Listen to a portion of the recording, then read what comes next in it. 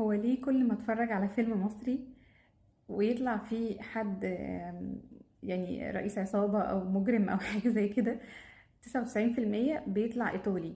يعني بيطلع اللي بتطلع مافيا ومن ايطاليا، وطول الفيلم عايزين يتخلصوا بقى من الشخص ده. فانا متجوزة ايطالي، والطريقة الوحيدة ان انا اعلمه مصري ان احنا نتفرج على افلام مصري.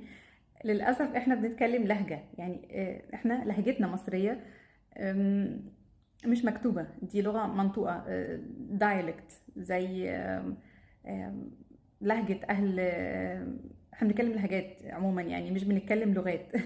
فاحنا بالنسبة لنا اللهجة المصرية ملهاش قواعد، ملهاش جرامر، ملهاش قواعد صرف ونطق ونحو، ومفيش الكلام ده. فاحنا الطريقة الوحيدة انك تتعلم انك تشوف حد بيتكلم مصري كده، وتقعد جنبه وتحاول تفهم منه هو بيقول ايه، وتردد وراه، وهكذا يعني.